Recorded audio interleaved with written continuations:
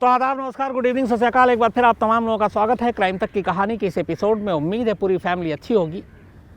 आज की कहानी मैं शुरू करूं एक ऐसे राजा की कहानी जिसने अंग्रेज़ी हुकूमत थी, हिंदुस्तान ग़ुलाम था। वो लंदन पहुंचता है और लंदन में जाकर वो जो कुछ करता है उसके बाद पूरी दुनिया में उस राजा का चर्चा होता है। और ऐसी कोई दूसरी मिसाल किसी राजा ने जो कुछ किया नहीं मिली। और एक कंपनी को किस तरीके से बाद में राजा से माफ़ी मांगनी पड़ी, कैसे वो कंपनी लगभग डूबने के कगार पर थी, शेयर मार्केट में उसका सब कुछ गिर रहा था, लोग उसके प्रोडक्ट को ख़रीदने से पीछे हटने लगे। और ये सब कुछ क्यों हुआ था, उसकी जड़ में जाएं और इस राजा की कहानी सुनाएं। उससे पहले चूँकि इस कहानी से थोड़ी बहुत चीज़ें मिलती है तो शुरुआत उससे करते हैं। रतन टाटा, अभी हाल में क्राइम तक की कहानी में आपको मैंने जिक्र भी किया था कैसे उनके पास ई चालान आ रहा था उनकी गाड़ी का, जबकि वो उस रूट से कभी गुजरे नहीं, कोई ट्रैफिक नियम का उन्होंने उल्लंघन नहीं किया। और एक महिला उनकी गाड़ी के सेम नंबर को गलत तरीके से इस्तेमाल कर रही थी। ये अभी हाल में आपको खबर सुनाई थी। इन्हीं रतन टाटा से जुड़ी हुई एक ये स्टोरी है जो मैं असली कहानी सुनाऊँ उससे पहले आपको बताता हूँ। रतन टाटा एक बड़ा नाम, न सिर्फ देश में बल्कि दुनिया में एक बहुत ही नामचीन बिजनेसमैन। उनकी शख्सियत भी बहुत अच्छी।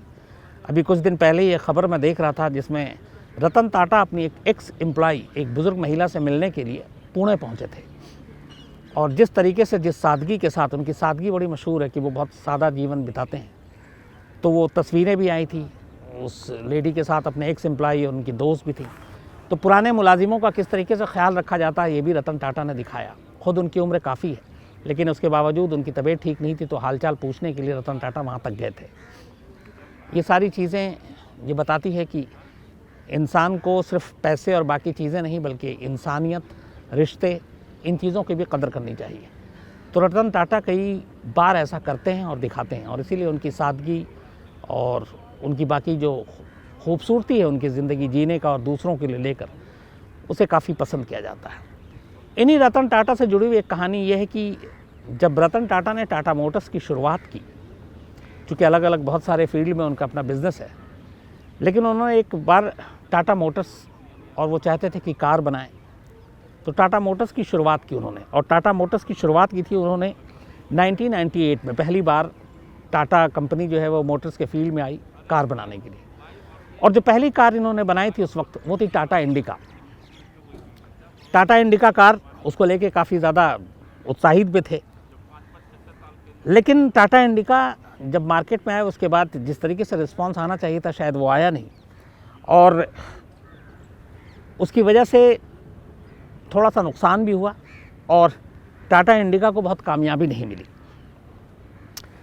ये पहली बार हालांकि टाटा इंडिका कार के साथ जुड़ा हुआ कि किसी भारतीय कोई कंपनी है जिसने पूरी तरह के तरीके से एक कार को डिज़ाइन किया था, और भारतीय कंपनी द्वारा पहली बार ये मामला था कि किसी आप कार को डिज़ाइन कर रहे हैं, वरना हम ज़्यादातर बाहर से जो कार आते हैं उसी को लेते हैं। तो टाटा इंडिका बड़े ज़ोरों शोर से शुरू किया था रतन टाटा ने, लेकिन इसकी बिक्री कुछ ख़ास नहीं रही और इसकी वजह से उन्हें बड़ा वो भी हुआ अफसोस।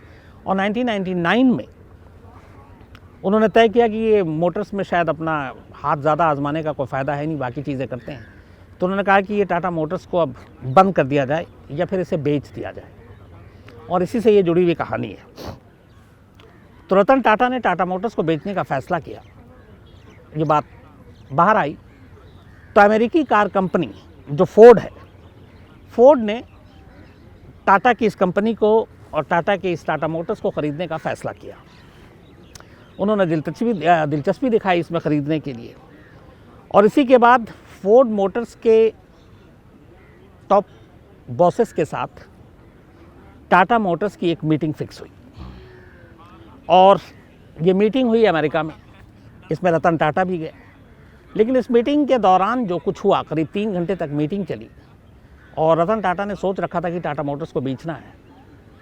लेकिन वहाँ फोर्ड के मालिकान ने, मैनेजमेंट के लोगों ने रतन टाटा और उनकी टीम के साथ जो व्यवहार किया उस वक्त, वो बड़ा निराशजनक और एक तरह से अपमानजनक था। उनका ये था, उन्हीं के साथ, रतन टाटा के साथ एक टीम में एक अफसर गए थे उस वक्त, उन्होंने बाद में इस चीज़ का खुलासा किया था। उन्होंने कहा था कि जब बातचीत हुई ख़रीदारी की तो फोर्ड की तरफ से ये कहा गया कि जब आपको कार और कार के बनाने के बारे में, कार के डिज़ाइन के बारे में जब जानकारी ही नहीं, तो फिर आपने इस धंधे में हाथ आजमाया ही क्यों। तो एक तरह से ये बड़ा अपमानजनक था। इस तरीके से इस टोन में कहा गया था कि जो चीज़ आपको आती नहीं आप क्यों करते हो। जब ये बात हुई और उन्होंने ये भी कहा कि हम आपकी इस कार टाटा मोटर्स को ख़रीद कर एक तरह से आप पे एहसान करेंगे, तो जब बात इतनी कड़वी लाइन में कही गई, रतन टाटा कुछ और सोच कर गए थे, तो वो उन्हें बड़ा बुरा लगा। उसके बाद वो उसी दिन वहाँ से निकलते हैं और वापस फिर होटल जाते हैं और अगले दिन इंडिया आते हैं। और तब इस अपमान के घूंट को तो पी कर रह गए, लेकिन फिर उन्होंने कहा कि हम नए सिरे से कोशिश करेंगे। उन्हें एक वहाँ पे एक तरह से नई ऊर्जा मिली कि जिस चीज़ को कि कार कंपनी में जब आपको कुछ आता नहीं, हाथ क्यों आजमाया आपने, ये जिस तरीके से अपमानित किया गया। रतन टाटा ने टाटा मोटर्स को बेचने का फ़ैसला उसी वक्त खारिज कर दिया। उन्होंने कहा कि अब वो फिर से इस पर काम करेंगे और ज़रूर इसको कामयाबी दिलाएंगे। उसके बाद वो आए और उसके टाटा की फिर आपने देखा होगा एक के बाद एक सारी कारें और सारी चीज़ें बनी। नैनो आपको सबको याद होगा कि हिंदुस्तान के लिए ख़ास तौर पर जो मिडिल क्लास लोग हैं, ज़्यादातर एक बड़ी तादाद में लोग बाइक स्कूटर पर सवार होकर अपनी फैमिली के साथ, बीवी बच्चों के साथ ठंड में बरसात में निकलते हैं। उनको देखते हुए रतन टाटा ने यह फ़ैसला किया था कि वो एक ऐसी कार बनाएंगे जो सभी खरीद सकें, इतना सस्ता हो। और इसीलिए लकटकिया कार एक ज़माने में बड़ा मशहूर था, ये टाटा नैनो, जिसकी कीमत 1 लाख रुपए के करीब रखी गई थी, उन्होंने वो भी बनाया। बट ये सब कुछ चलता रहा और इसी दौरान में टाटा मोटर्स अब बेहद सक्सेसफुल वेंचर हो गया और उनकी एक से एक कार मार्केट में आने लगी। इधर 2008 में आपको याद होगा पूरी दुनिया में मंदी आई और इस आर्थिक मंदी ने बहुत सारी कंपनियों को नुकसान पहुंचाया और इत्तेफाक से इस आर्थिक मंदी का शिकार फोर्ड मोटर्स भी हो गया। अमेरिकी की जो कंपनी है जिसने एक वक्त में टाटा मोटर्स को ख़रीदने में दिलचस्पी दिखाई थी। तो फोर्ड मोटर्स को आर्थिक मंदी की वजह से काफ़ी नुकसान पहुंचा। इधर टाटा मोटर्स काफ़ी मुनाफे में था। तो फोर्ड मोटर्स ने फिर अपनी ख़राब हालत को देखते हुए अपने 2 सबसे अहम ब्रांड को बेचने का फ़ैसला किया। उसमें एक था जगुआर और दूसरा था लैंड रोवर। ये दोनों बहुत ही अच्छी गाड़ियाँ हैं और आमतौर पर आम लोग नहीं ख़रीद पाते हैं, महंगी भी है। तो फोर्ड मोटर्स ने आर्थिक मंदी के चलते नुकसान से उबरने के लिए जो जगुआर है और लैंड रोवर है, इसको बेचने का फ़ैसला किया। जब ये खबर बाहर आई तो अब वक्त पलट चुका था, नसीब पलट चुका था। टाटा मोटर्स ने कहा कि अब हम इसको ख़रीदेंगे और दिलचस्पी दिखाई। ये बात फोर्ड तक पहुंची। फोर्ड के मालिक हैं बिल फोर्ड, उन तक पहुंची। इसके बाद ये हुआ कि बातचीत होगी। अब बिल फोर्ड अपनी टीम के साथ मुंबई आते हैं। रतन टाटा और उनकी टीम के साथ एक मीटिंग होती है। इस मीटिंग में पूरी डील होती है, लेकिन रतन टाटा ऐसी एक भी चीज़ नहीं कहते जो उनके साथ फोर्ड के लोगों ने उस वक्त कहा था और जिस तरीके से अपमान किया था और ताना मारा था कि जब आपको आता पता नहीं है तो फिर आप इस धंधे में क्यों उतरे, कार के बारे में आपको क्या जानकारी है। वही रतन टाटा कुछ साल के बाद उसी फोर्ड के 2 सबसे अहम कारों को ख़रीद रहे थे और बातचीत हुई, डील तय हो गई। फोर्ड का कि ये जो दोनों हैं जगुआर और लैंड रोवर फाइनल हो गई। और तब बिल फोर्ड ने रतन टाटा से उस वक्त कहा था कि आप हमारी कंपनी के इन 2 चीज़ों को ख़रीद कर हम पर एहसान कर रहे हैं। रतन टाटा ने इस तरीके से बदला लिया अपने उस अपमान का जिसमें उनको अपमानित किया गया। उन्होंने कुछ नहीं कहा, लेकिन कई साल बाद उसी कंपनी को उन्होंने ख़रीद लिया।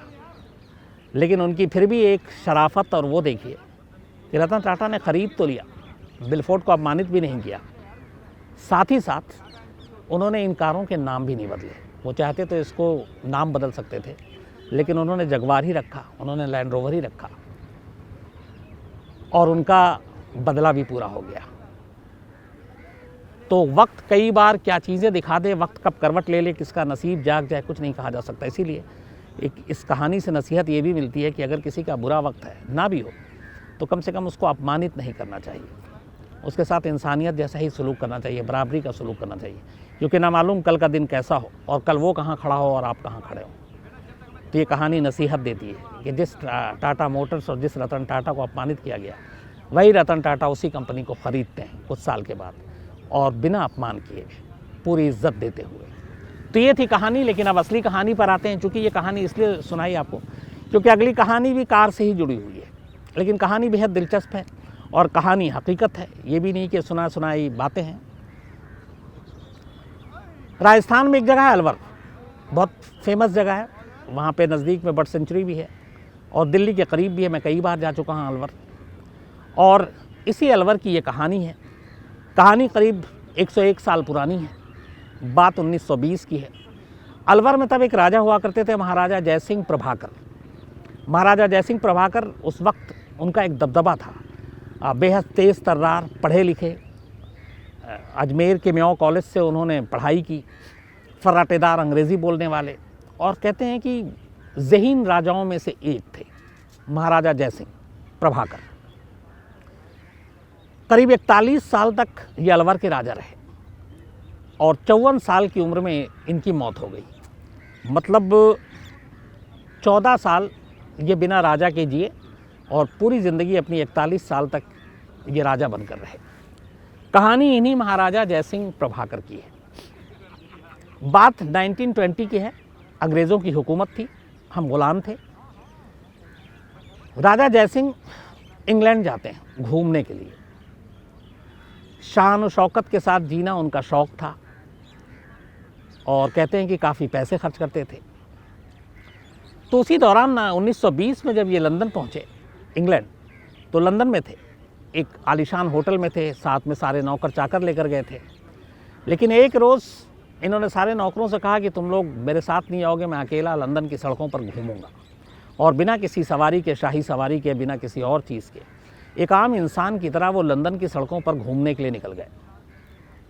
महाराज जयसिंह घूमते घूमते अचानक उनकी नज़र एक शोरूम पे पड़ी कार की, और ये शोरूम थी रोल्स रॉयस की, दुनिया की शायद सबसे महंगी कारों में से एक। और उस वक्त भी जिस तरह से अंग्रेज़ों का पूरी दुनिया में दबदबा था, रॉयल्स रॉयस कंपनी का भी एक दबदबा था, क्योंकि जिस तरीके की ये कार थी, ख़ास तौर पर दुनिया के ज़्यादातर अमीर लोग, शाही परिवार के लोग, राजा महाराजा रोल्स रॉयस को इस्तेमाल किया करते थे।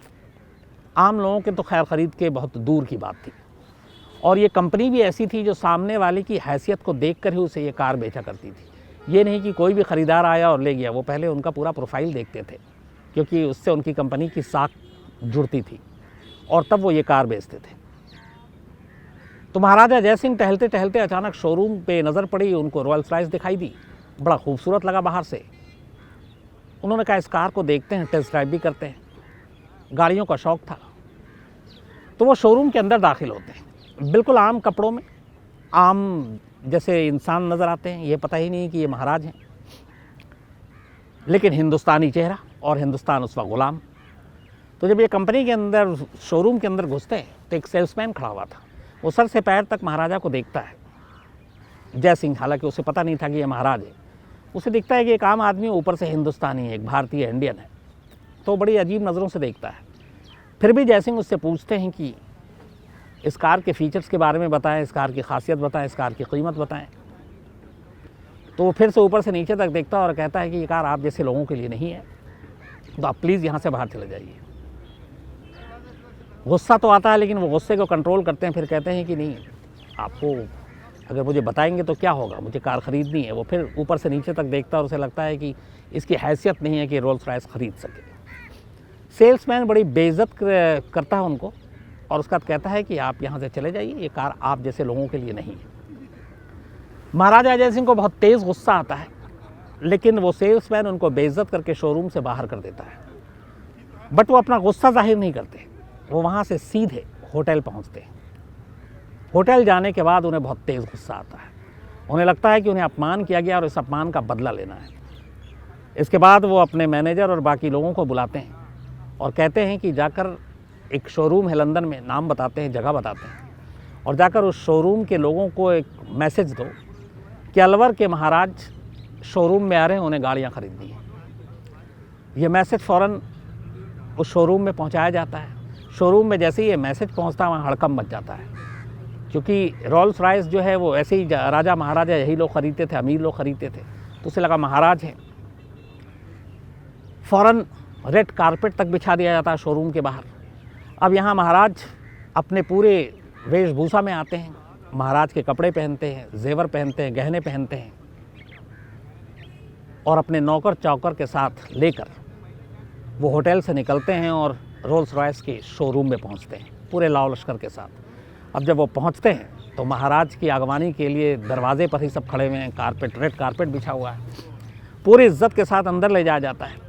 उसके बाद उनसे कहा जाता है कि आप बताइए, देखिए, तो वो कुछ नहीं कहते।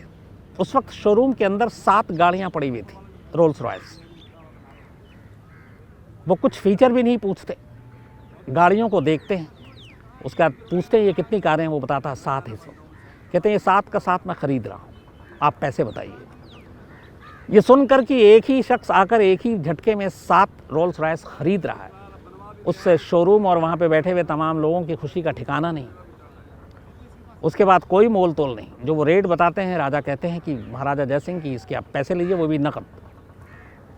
7 रोल्स रॉयस उसी वक्त वो ख़रीद लेते हैं, पैसे देते हैं और साथ में ये भी कहते हैं कि इसे अलवर भेजना है, तो भेजने का इंतज़ाम आप करें। और अलवर तक लाने का पूरा ख़र्चा और किराया जो था वो भी उसी वक्त पैसे देते हैं। कुछ कहते हैं पैसे कम पड़ते हैं तो वो जो अपने गहने पहने हुए थे, जो सोने हीरे जवाहरात थे उनके पास, वो दे देते हैं और 7 रोल्स रॉयस की बुकिंग हो जाती है। एक सिर्फ शर्त रखते हैं, वो कहते हैं वो सेल्समैन जो जिसने उनको अपमानित करके निकाला था, कहते हैं इस गाड़ियों के साथ इस सेल्समैन को भी आपको अलवर भेजना है ताकि इन गाड़ियों के बारे में ये जानकारी दे सके, कुछ प्रॉब्लम आए तो। कंपनी खुशी खुशी मान लेती है। अगले ही दिन महाराज जय सिंह लंदन से वापस हिंदुस्तान के लिए निकल पड़ते हैं। उनके आने के कुछ दिनों के बाद 7 रोल्स रॉयस गाड़ियाँ अलवर पहुँच जाती हैं। वो गाड़ियाँ सीधे महल में लाई जाती हैं। महाराज आते हैं, उन गाड़ियों को देखते हैं, साथ में वो सेल्समैन था। उसी पल सारी गाड़ियों को देखने के बाद वो एक आदेश देते हैं कि इन 7 गाड़ियों को अलवर म्यूनिसिपैलिटी के हवाले कर दिया जाए, नगर पालिका के, जिनका काम है शहर का कचरा ढोना। और उन्होंने कहा कल सुबह से अलवर के सारे कचरे ये 7 रोल्स रॉयस गाड़ियाँ ढोएंगी। ये सुनते ही सेल्समैन की हवा ख़राब हो गई कि ये क्या है, लेकिन महाराज के इलाके में था और महाराज सामने उनके आदेश के बारे में कुछ बोल भी नहीं सकता था। और महाराज का आदेश मतलब कानून। 7 गाड़ियाँ उसी वक्त अलवर म्यूनिसिपैलिटी के हवाले कर दिया गया। अगले दिन सुबह से नई चमचमाती हुई रोल्स रॉयस कार अलवर के गलियों और सड़कों पर जो कचरे इकट्ठे हो रहे थे उसमें डाला जा रहा था और वो कचरा उठाने की गाड़ी बना दी गई। 1 महीने तक रोल्स रॉयस ने अलवर के कचरे ढोए। इसके बाद ये बात धीरे धीरे अलवर राजस्थान से निकलकर दिल्ली और दिल्ली से होते हुए लंदन और दुनिया के कई देशों में पहुंच गई, क्योंकि रोल्स रॉयस एक बड़ी नामचीन कंपनी थी। और ये बात इतनी तेज़ी से फैली कि हिंदुस्तान का एक राजा है जो रोल्स रॉयस गाड़ी से कचरा उठवाता है। अब इसको लेके बड़ी तरह तरह की बातें होने लगी। जिन अमीर लोगों ने ये गाड़ियाँ ख़रीदी थी, अब उन्हें भी शर्म आने लगी कि मैं कैसी गाड़ी चला रहा हूँ, इससे तो कचरा उठाया जाता है। बात धीरे धीरे फैलने लगी। बात रोल्स रॉयस की कंपनी तक पहुंची। अब उनके पास भी लोगों की शिकायत आने लगी। अंग्रेज़ जाकर शिकायत करने लगे कि यार आप कैसी गाड़ी बेच रहे हो जिसको हम लोग ख़रीद रहे हैं इतने पैसे देकर, और ये गाड़ी की अब ब्रांड ये हो गया है कि अब इसको कचरा गाड़ी के तौर पर लोग इसका नाम लेते हैं, और एक महाराज है जो इससे कचरा उठवा रहा है। इस बात ने कंपनी का रेपुटेशन बहुत ख़राब कर दिया। धीरे धीरे लोग इसको एक मजाक के तौर पर लेने लगे, और जब रोल्स रॉयस गाड़ी कहीं से गुजरती तो लोग बोलते ये देखो कचरा उठाने वाली गाड़ी जा रही है। तो न सिर्फ इंग्लैंड बल्कि दुनिया के कई देशों में बहुत सारे अमीर जो इसको इस्तेमाल कर रहे थे, उन सब के बीच में ये बात बड़ी अजीब लगी कि हम जिस गाड़ी को लेकर निकल रहे हैं उसको लोग कचरा ढोने वाली गाड़ी कह रहे हैं, और ये सब कुछ एक महाराज की वजह से हुआ। रोल्स रॉयस कंपनी के शेयर तक गिरने लगे और बिक्री कम हो गई। लोग खरीदने से हिचकिचाने लगे। आलम यह हो गया कि लगा कि कंपनी डूब जाएगी। आखिर में रोल्स रॉयस कंपनी ने ये डिसीज़न लिया कि वो महाराज से माफ़ी मांगेंगे। इसके बाद बाकायदा लंदन से एक माफ़ीनामा भेजा गया और उनसे कहा गया कि आपके साथ जो कुछ भी सेल्समैन ने किया था उसकी तहे दिल से हम माफ़ी मांगते हैं, पूरी कंपनी की तरफ से माफ़ी मांगते हैं। बस आप रहम करके इन गाड़ियों से कचरा उठवाना बंद कर दीजिए। बदले में हम न सिर्फ माफ़ीनामा के साथ साथ आपको 6 नई रोल्स रॉयस कार देंगे, वो भी फ्री। तो एक तरफ माफ़ीनामा और 6 नई गाड़ियाँ फ्री, ये ऑफ़र आया रोल्स रॉयस कंपनी की तरफ से। महाराज को माफ़ीनामा मिला। इस माफ़ीनामे की खबर दुनिया की मीडिया में भी आ गई, तो महाराज का काम पूरा हो गया। उन्हें लगा चलो उनकी जो बेइज्जती हुई उस बेइज्जती के लिए माफ़ी मांगी गई, और वो भी पूरी दुनिया को ये बात पता चल गई। महाराज ने उस कंपनी को माफ़ किया। उसके बाद आदेश दिया कि जो अलवर नगर पालिका में जो अब तक कचरा उठाता रहा है रोल्स रॉयस कार, उसको अब वापस ले लिया जाए, और जो कचरे की गाड़ियाँ हैं असली, उन्हीं से कचरा उठवाया जाए। इसके बाद फिर उन्होंने कचरा उठवाना उस गाड़ी से बंद करवा दिया, और इस तरह अपनी बेइज्जती का एक अनोखा बदला लिया और कंपनी को सबक भी सिखाया। आज भी महाराजा जयसिंह प्रभार का जब भी इतिहास में नाम और जिक्र आता है तो उसके साथ ये किस्सा ज़रूर जुड़ा होता है, और हमेशा उनका नाम इस गाड़ी के साथ जुड़ता है। और शायद आज भी रोल्स रॉयस कंपनी अगर अपने किसी एक ख़रीदार को नहीं भुलाई तो वो महाराजा जयसिंह प्रभाकर ही है। तो ये थी कहानी। दोनों आज मुझे लगा थोड़ी सी अलग अलग तर्ज पे कहानी है, पसंद आई होगी आपको, अपनी राय ज़रूर दीजिएगा। तो आज इतना ही, कल फिर आपसे मुलाकात होगी किसी नई कहानी के साथ। तब तक अपना ख्याल रखिएगा। Thank you very much.